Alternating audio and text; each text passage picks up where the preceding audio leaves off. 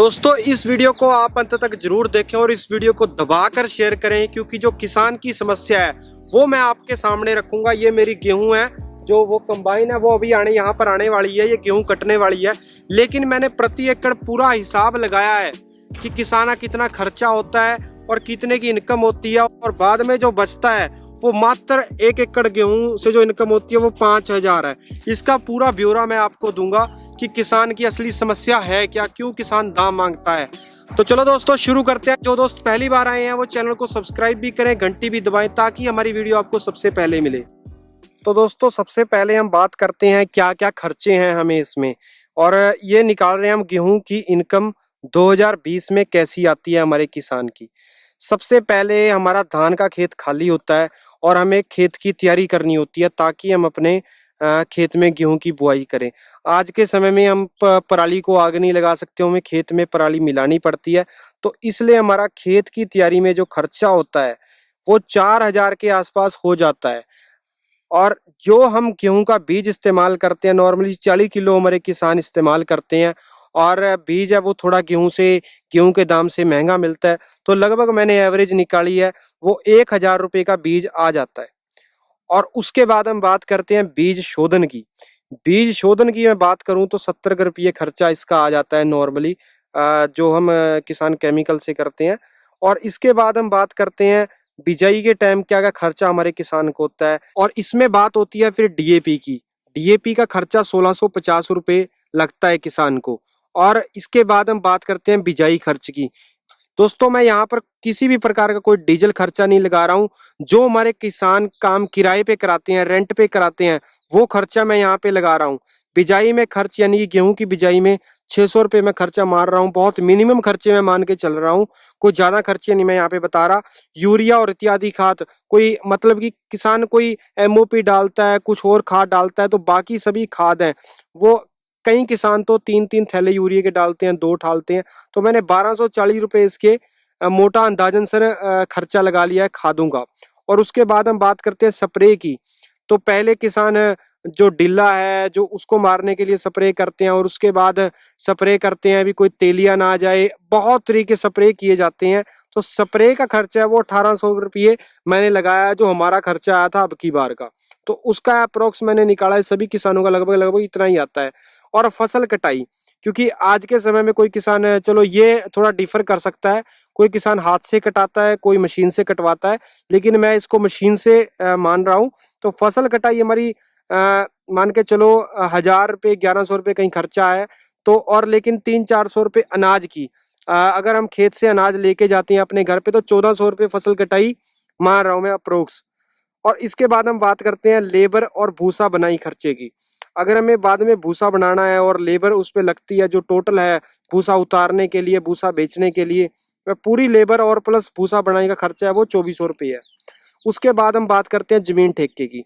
बहुत सारे किसान कहेंगे कि हमारे पास तो जमीन अपनी है, लेकिन आपके पास वही जमीन अपनी है, लेकिन आप अपनी उसी जमीन को अगर ठेके पे देंगे तो आपको कम से कम ठेके की इनकम तो आएगी, रेंट पे दोगे रेंट की इनकम तो आएगी। तो नॉर्मली भारत में रेंट अलग अलग रहता है। जैसे मैं अपने क्षेत्र में बात करूं 35 से लेके 50,000 तक भी रेंट है।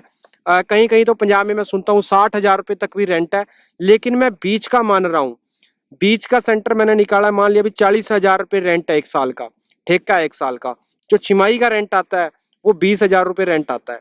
और अगर मैं 20,000 रुपये, क्योंकि किसान के पास एकदम से 20,000 रुपये तो होते नहीं है, तो वो कहीं ना कहीं से इसको किसी आड़ती से या दलाल से पैसे लेता है या बैंक से भी लेता है। तो बैंक का अगर मैं 12% ब्याज भी लगाऊं तो 2400 रुपये इस पे ब्याज बन जाता है। तो हमारे ये टोटल खर्चे, जो हमारे ये टोटल खर्चे हैं वो 36,560 रुपये बन जाते हैं। 36,560 रुपये। अगर मैं इनकम की बात करूं, अगर मान के चलो कहीं पे 18 क्विंटल भी होते हैं, 15 क्विंटल भी होते हैं, 13 क्विंटल भी होते हैं, अलग अलग रहते हैं। लेकिन मैं यहाँ पर मैक्सिमम मान के चल रहा हूँ 20 क्विंटल। हालांकि कई खेतों में मेरे भी 20 क्विंटल निकल आए हैं, 22 भी निकले हैं कई बार, लेकिन हर बार सिचुएशन एक जैसी नहीं होती। मैं 20 क्विंटल मान लिया है, चलो मैक्सिमम मान लेते हैं हम। 1925 अब की बार एमआरपी है, 1925 एमआरपी हमारा टोटल बनता है 38,500 रुपये। लेकिन मंडी में अगर मैं इसको लेके जाता हूँ तो वहां पर जो हमसे खर्च इसका काटा जाता है वो 480 रुपये। तो नेट हमें जो गेहूं से इनकम होती है वो 38,020 रुपये है, ठीक है ना। इसके बाद हम भूसे से अगर मान के चलो 1 एकड़ से 3 ट्राली भूसा निकलता है, तो तीन ट्राली भूसे से मान के चलो मुझे एक ट्राली 1200 रुपए की बिकती है, तो 3 ट्राली से मुझे इनकम होती है 3600 रुपये। तो 3600 रुपये अगर मुझे भूसे से इनकम होती है, और नेट इनकम मैं निकाल लूँ अगर टोटल कर दूं भूसे प्लस गेहूं की, 41,620 रुपये बनते हैं। और जो हमारे इधर खर्चे आए थे, दूसरी तरफ खर्चे आए थे 36,560 रुपये, इनको मैं माइनस कर दूं 5,060 रुपये नेट इनकम निकलती है। और ये कोई नेट इनकम नहीं है अभी, इसे मैंने कौन कौन सी चीजें अभी तक नहीं लगाई। किसान की मैंने मेहनत कहीं नहीं लगाई, किसान दिन रात अपने खेत में मरता है, उसकी कीमत मैंने बिल्कुल नहीं लगाई। मोटरसाइकिल से साइकिल से किसान वहां पर अपने खेत में चक्कर लगाता है, मोटरसाइकिल से तो नॉर्मल लगाता है, तो वो नहीं लगाए। हर हफ्ता एक हफ्ते में एक चक्कर लगता है, तो 6 महीने में आप लगा लो कितने चक्कर खेत के लगते हैं। मजदूर, कई कई किसानों ने अपने साथ मजदूर रखे होते हैं, मजदूरों का खर्चा मैंने बिल्कुल नहीं लगाया। अगर मैं खेत की सुरक्षा, बहुत सारे किसान सुरक्षा के लिए बहुत पैसा खर्चते हैं, फेंसिंग कराना, ये कराना, वो खर्चा नहीं लगाया। मौसम की मार हो जाती है, वो नहीं लगाया।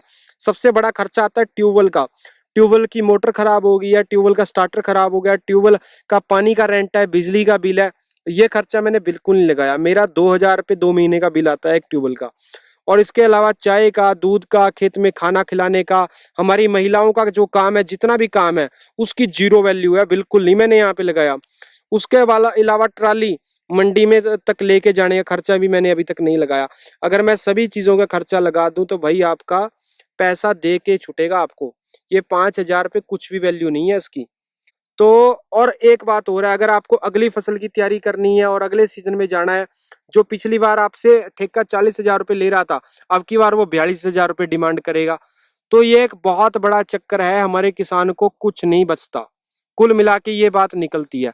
स्वामीनाथन रिपोर्ट क्यों लागू होनी चाहिए? क्योंकि ये जितने भी खर्चे हैं, ये सभी खर्चे जब इसके अंदर जुड़ेंगे तो तब जाके किसान का कुछ बन सकता है। और उसके बाद अगर सरकार दावा करती है कि हम किसान के खर्च का 1.5 गुना देते हैं, 1.5 गुना देते हैं, तो 1.5 गुना देते हैं, तो खर्च निकालें पहले, तो हमारे सभी खर्च निकालें, उसका 1.5 गुना निकालें, इसका 1.5 गुना, तो कम से कम भी यहाँ हमारी इनकम कम से कम 70,000 होनी चाहिए।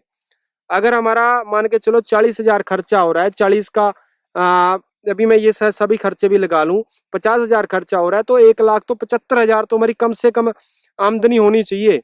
यहाँ पे 75,000 रुपये कम से कम होने चाहिए 1 एकड़ के, तो तब जाके 1.5 गुना होगा। और ज्यादातर किसानों को तो ये MSP भी नहीं मिलता। बहुत सारे किसानों को बहुत जगह से रिपोर्ट आती है, जैसे MP में विशेषकर, राजस्थान में बात करूं तो ये बहुत बड़ी समस्या है, किसानों को मिनिमम सपोर्ट प्राइस भी नहीं मिलता। देखो किसान भाइयों, क्या दोगलापन होता है।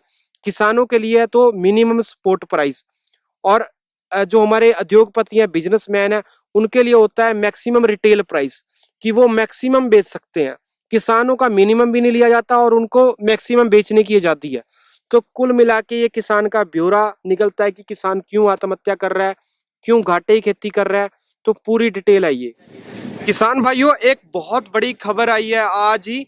RBI ने जो 50 डिफॉल्टर हैं हमारे देश के सबसे बड़े, उनका 68,607 करोड़ रुपया माफ कर दिया है। और उसके अलावा अगर हमारे किसान अपने ट्रैक्टर की किस्त भरने में लेट हो जाता है तो उसका ट्रैक्टर उठा लिया जाता है। और दूसरी ओर अगर वो अपना कर्जा देने में लेट हो जाता है तो उसकी फोटो बैंक में लटका दी जाती है। तो इन 50 चोरों की फोटो कब हमारे चौराहों पे लगाई जाएगी, कब देश को पूरा इनकी लिस्ट दी जाएगी? हर बैंक के आगे इनकी लिस्ट क्यों ना लगाई जाए? इनको पकड़ के जेल के अंदर क्यों ना डाला जाए? ये चोर तो भाग जाते हैं, ब्रिटेन भाग जाते हैं, कोई कहीं भाग जाता है। तो क्या किसान ने क्या गुनाह किया? वो देश के लिए सरप्लस अनाज पैदा कर दिया है। भारत को 25 मैट्रिक टन की जरूरत है, भारत में 125 मीट्रिक टन से ज्यादा अनाज पैदा हुआ पड़ा है। इतना मैंने हिसाब लगाया, इतना मेरे खेत में कंबाइन आ गई है। तो किसान भाइयों, आपको ये वीडियो कैसी लगी है? इस वीडियो को कमेंट बॉक्स में मुझे जरूर बताएं। अगर मेरे से कोई गलती हुई है वो भी मुझे बताएं।